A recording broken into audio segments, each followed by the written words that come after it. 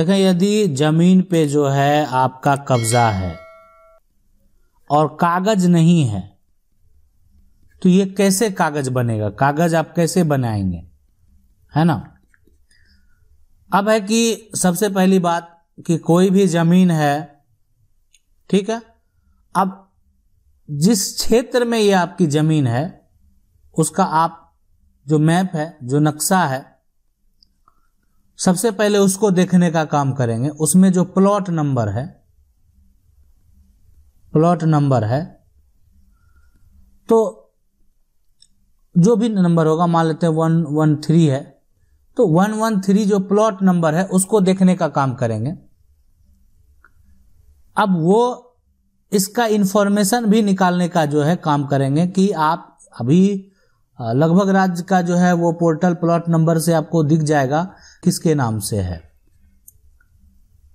अगर ये जमीन आपकी है तो आपके या आपके पूर्वज के नाम से जरूर वो दर्ज होगा। अब है कि उसका कागज कैसे बनाएंगे, कागज कैसे निकालेंगे। तो सबसे पहले जो ये प्लॉट नंबर है, जब तक आप उसका इंफॉर्मेशन नहीं निकालेंगे, हो सकता है किसी अन्य व्यक्ति के नाम से हो, आपके या आपके परिवार के किसी व्यक्ति के नाम से नहीं हो, तो अन्य व्यक्ति के नाम से है, तो आप क्या करेंगे? तो आपको इसका कागज कैसे बनवाना है, क्या करना पड़ेगा, कहाँ जाना पड़ेगा, तो चलिए उसको बताएंगे आपको कि अगर कब्जा है और कागज नहीं है तो कागज निकालने का क्या क्या तरीका है। आज जो सवाल है, पहले सवाल देख लेते हैं। सवाल ये पूछ रहे हैं, प्रशांत जी हैं कि सर हमारी जमीन है, जमीन हमारा कब्जा 100-150 साल से है और हमारे जो है परदादा के नाम पर जमीन थी और उसके डॉक्यूमेंट हमारे पास नहीं है, तो उस पर हमारा कब्जा है, तो जो है हमने अब क्या करना चाहिए, डॉक्यूमेंट कैसे निकाला है। तो हम आपको बता दिए कि जमीन जो है उसका जो नंबर है वो अगर आपको पता है, मैप में देखिए, उसका इंफॉर्मेशन निकालिए सबसे पहले। अब है कि अगर वो आपका 100 साल से आपकी जमीन अगर है ना, तो उसका कभी ना कभी जो है जमीन को सर्वे कराकर जो है खतियान राज्य सरकार के द्वारा जरूर तैयार किया गया होगा। तो वो आप अपने जिला में जाइए और जिला के जो अभिलेख विभाग हैं वहां से आप अपना खतियान निकाल सकते हैं। अब है कि कौन सा खतियान अभी वर्तमान, लेकिन सिचुएशन आप बेहद देखना जरूरी है कि वर्तमान में वो संपत्ति जो है वो किसके नाम से है, संपत्ति जो है वो किसके नाम से है। अगला सवाल है कि हम 3 भाई हैं और तीनों भाई के नाम से वर्तमान में खतियान में अंश बराबर लिखा है। उसी जमीन में से कुछ जमीन बड़े भाई ने जो है वो बेच दिया। अगर हम पार्टीशन शूट करते हैं तो क्या मुझे हिस्सा मिलेगा उसमें या नहीं, क्योंकि जमीन कभी जो 15 साल से ऊपर हो गया है और कुछ का जो है 5 साल से ऊपर। देखिए 15 साल हो, 20 साल हो, जब 3 भाई का अंश समान है, कोई एक भाई अगर बेच भी देता है तो उसका अपना हिस्सा बिकेगा, अपना हिस्सा बिकेगा, कोई अन्य नहीं बिकेगा।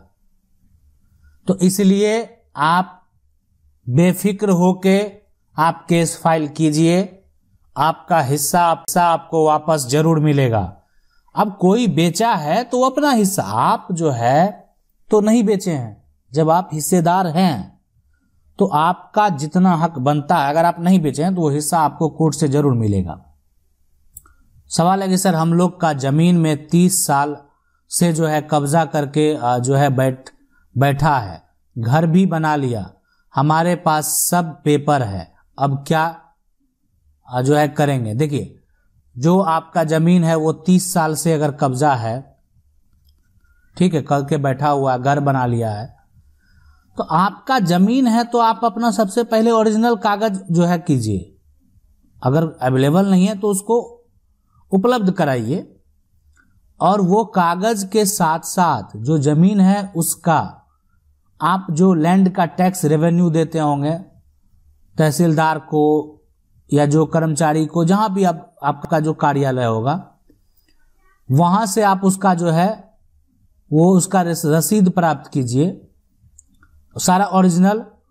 और ये इसलिए कर लीजिए कि हो सकता है ये कोर्ट जब आप केस फाइल करेंगे तो उस समय स्टार्टिंग में तो फोटोकॉपी से भी फाइल हो जाएगा, लेकिन बाद में आपको वो जरूरत पड़ सकता है जमा करने के लिए।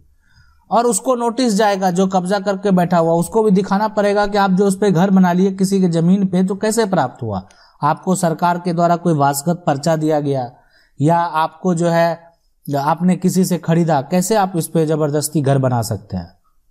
तो अगर ये ऐसा कोई किया है तो वो संपत्ति उसको खाली करना पड़ेगा। सवाल है कि सर हम बिना दाखिल जो है खारिज वाला जमीन कैसे सेल करें। बिहार हम बहुत मुसीबत में है। देखिए, सबसे बात है कि दाखिल खारिज अगर नहीं हुआ है ना, खारिज नहीं हुआ, तो अगर लोग उसको खरीदने तो रजिस्ट्री के आधार पे कुछ ऐसे राज्य हैं जहां पे अगर देखा जाए तो प्रोसेस आप पता कर सकते हैं अपने रजिस्ट्री कार्यालय में। बहुत ऐसे राज्य हैं जहां पे उस रजिस्ट्री, पुराने रजिस्ट्री के आधार पे जो है वो नया रजिस्ट्री हो जाता है, रजिस्ट्री हो जाएगा। फिर जो खरीदेगा, जो खरीदार होगा, है ना, उसको उसका म्यूटेशन कराने में यानी दाखिल खारिज कराने में जो है फिर दिक्कत आएगा। कि इसलिए कि आप जो आपके पास आप जिससे खरीदे होंगे तो वो संपत्ति, जो वो संपत्ति है उसका भी दस्तावेज उसको मांगा जाएगा कि जो आपसे खरीदा है। दोनों को वेरीफाई करने के बाद ही उसका दाखिल खारिज किया जाएगा। सवाल है कि सर हम 1975 में जमीन लिए, पुराना खाता खेसरा चौहद्दी सही है, लेकिन नया खेसरा दूसरे जो है चढ़ गया है, उसमें जो है मेरा पक्का मकान भी है। अब जो है पार्टी कहता है कि जमीन नया पर जाए तो क्या करें। मान्य पुराना का होगा, लेकिन इसका मान्यता जो है ना, मान्यता सिविल कोर्ट के द्वारा प्राप्त होगा। ठीक है, यानी सुधार होगा। आपने लिया, सब कुछ लिया, ठीक है, चौहद्दी सही है, पुराना खाता कैसा जो भी है सही है, लेकिन नया जो है वो दूसरा चढ़ गया। तो दूसरा चढ़ गया है तो उसी का तो कोई दूसरा बनेगा ना। आपने जो आपका पुराना है तो पुराना का जो पोजीशन है, ठीक है, नया कुछ और बन गया होगा, लेकिन जो पुराना का आपका पोजीशन है वही मान्य होगा। और उसमें घर बना के आप रह रहे हैं तो उतना आसान नहीं है आपको हटाना, और आपके पास पुराना का दस्तावेज का रिकॉर्ड है। अब अगर यहाँ पे नया खेसरा पे जाए तो क्या करें। नया खेसरा पे नहीं, जो पोजीशन है वो तो मिस्टेक हो गया उसको मैप बनाने में ना, वो उसकी गलती, आपकी गलती नहीं है, आप अपने जगह पे सही है।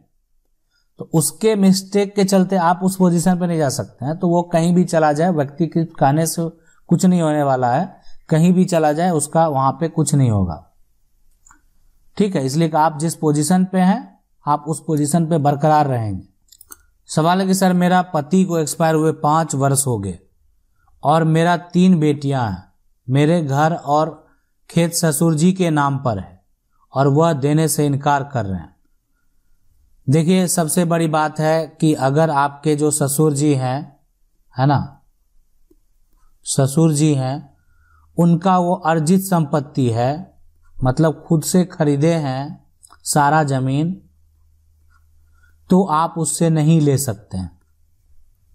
ठीक है, भरण पोषण का दावा एक आप कर सकते हैं, लेकिन ले नहीं सकते हैं, मतलब आप अपना हिस्सा नहीं ले सकते हैं।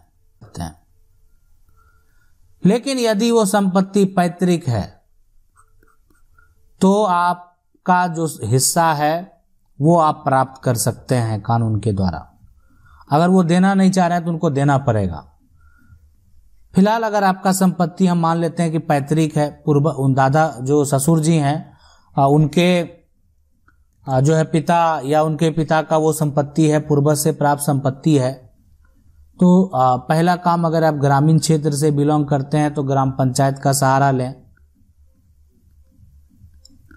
दूसरा, अगर आप जो है यहाँ पे ग्रामीण क्षेत्र से बिलोंग नहीं करते हैं, शहर में हैं, तो वहां पे जो भी उस क्षेत्र के आपके एरिया के पार्षद है उनसे संपर्क कर सकते हैं। अब है कि इसके अलावा अगर मान लेते ग्राम पंचायत से मामला नहीं होता है तो आप चाहें तो जो एक राजस्व के अधिकारी है ना, एसडीएम के पास जो है आवेदन दे सकते हैं कि आपका साथ ऐसा ऐसा मामला है। उनको पूछा जाएगा पहले ये सब, इसलिए कि ताकि ये सब का शॉर्ट टर्म में सॉल्यूशन हो जाएगा। अन्यथा तीसरा एक और जो है विकल्प है, बेहतर विकल्प है, वो पार्टीशन सूट है। पार्टीशन में होगा कि जितना भी जो हिस्सेदार है, आपके ससुर जी भी एक हिस्सेदार होंगे, आपके पति जो एक्सपायर हो गए तो वो भी एक हिस्सेदार होंगे, जो संपत्ति उनके अब हक जो होगा वो आपका होगा, आपके बच्चों का होगा। तो आप इस तरीके से भी संपत्ति को जो है प्राप्त कर सकते हैं। आशा करते हैं वीडियो अच्छा लगा होगा। वीडियो अच्छा लगा वीडियो को लाइक जरूर कर दें। चैनल को पहली बार देख रहे हैं सब्सक्राइब करके जो बेल आइकन है उसको जरूर दबा लें। मिलते हैं अगले वीडियो में।